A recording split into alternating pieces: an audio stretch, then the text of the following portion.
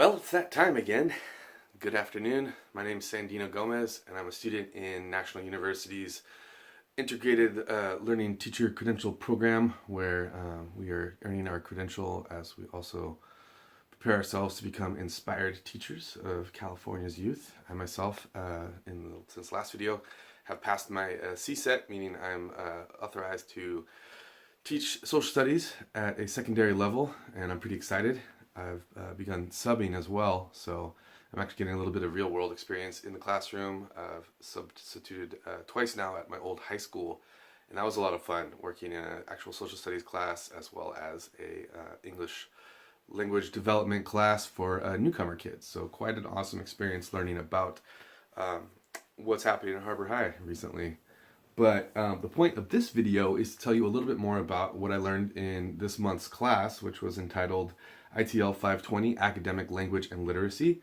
It was, I think, overall a really valuable and informative class for me in particular, because I don't know a lot about teaching the English language. And, while I love reading and writing and, poetry, arts, things like that, I've never been formally instructed in how to teach them. So I found this course to be quite enlightening, quite useful, and I think gave me a couple different tricks and tools that I will use as I begin my inspired teaching career.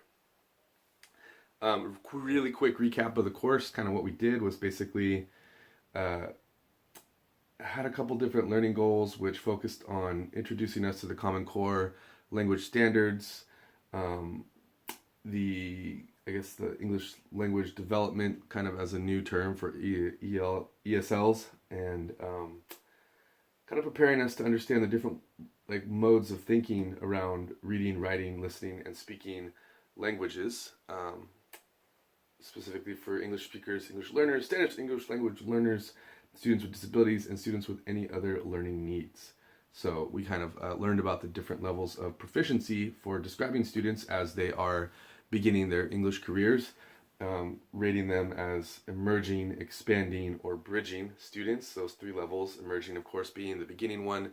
Students rapidly acquire language but might not have the tools or vocabulary to understand the academic language, but they're beginning their social interactions and starting to, again, begin their academic language interactions and understandings. Expanding is where they have a good foundation and they're really moving into learning more. They're more familiar with some of the grammar and the rules and the structure. Their vocabulary has increased. They're beginning to really apply their growing language skills in different and more sophisticated ways. And finally, you have the bridging level where students are actually transitioning into being English language speakers and readers and writers. And they have essentially bridged themselves from their native language to their new language, which is English in this case.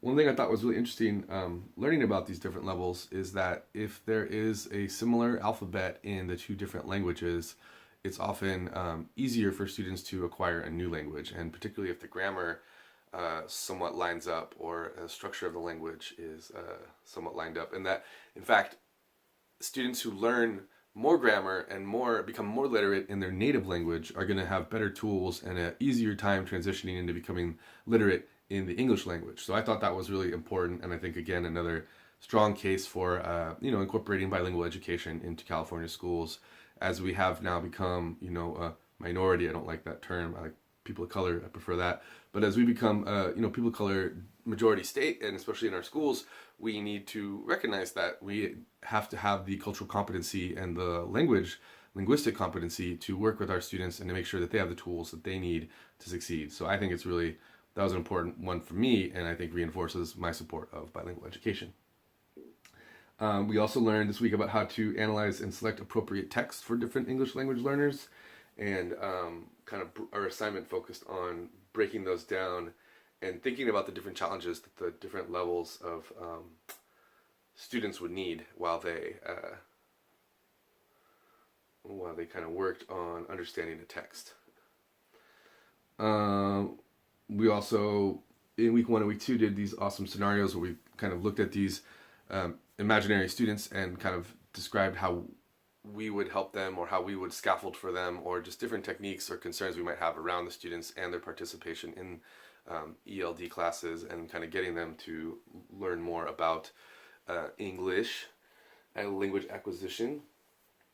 We focus a lot on the standard English language learners versus English language learners and the sort of different levels of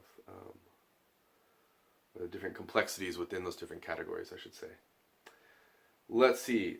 We also, again, focused on week 3 and week 4 a lot on the Common Core standards and how we really looked at them throughout the whole month, but in particular week 3, we looked at how the Common Core standards could, how we as teachers could best teach them, knowing what we know about different English language learners and the struggles they face.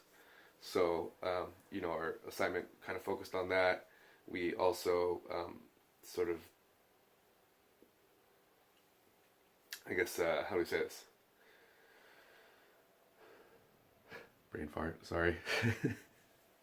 We basically looked at the different ways that, we as teachers could prepare and embrace the Common Core standards. Our teacher, Casey Cooney, was a big fan of the Common Core language standards, and seems like, I should say Common Core state standards and the language standard in particular for English, and looking at how we can encourage our students to be able to perform the different complex tasks asked of them through the standards.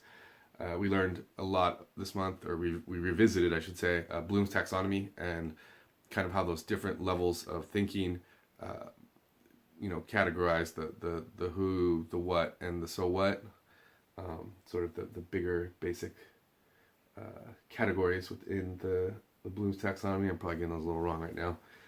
And basically in week 4, we kind of took everything we'd learned, and then we revisited another concept from the one of our previous classes, which was the learning map, and how it can be used to help us better plan lesson plans that now take into account the Common Core state standards, and looking at that, how we could do that for the various levels of proficiency. Again, emerging,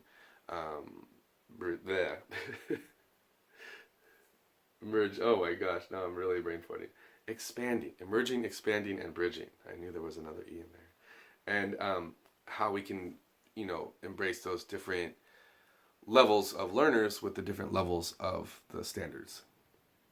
The learning map is really, as I said in a previous video, I believe a great tool to help teachers improve their lesson plans. The 4 steps of planning, teaching, analyzing, and then applying what you learned from your lesson and doing it over again. I think, in a perfect world, barring any serious problems, helps a teacher, improve every time they give the lesson, or year after year, they're able to tinker with something and make it that much better. And I think an important part of this is having the different assessment tools. We learned again about formative and summative assessments and how they can be used to help us in the learning map process. You got to analyze what have your students learned and really see whether it worked or not as an overall lesson. So, those are the kind of the 4 weeks, what we got up to. There was a couple assignments focusing around, the learning map and the state standards, analyzing texts. And again, I just want to say that this class was super informative for me. I'm excited to take what I've learned and definitely help my future students, continue to become more literate English readers, learners, speakers, writers. I think in particular, as we struggle politically in this country, that a firm grasp of social studies and civic principles is going to become even more important in our world. And I think that has to rest on a foundation of literacy. An informed population is an awake population, is one that can actually advocate for itself and for social change and for marginalized groups and historically attacked peoples. And I think if we don't have that understanding in our students now, that means our future won't be as bright then. So I think a lot of having an informed democracy really rests on people being literate and able to read the ballot propositions and candidate statements, and learning more and more about how are we going to engage in our society. And I think that's particularly important with these midterm elections coming up. Get out there and vote, people. Please, please, please. If the majority of people actually voted, we might be able to change the sucker. But if we remain disheartened, granted, the Republicrats are no great party, either one of them, really it's the same party. But anyway, I'm editorializing here. Get out there and vote. That's all I care about, really. Anyway, thank you so much. Have a great afternoon. Cheers.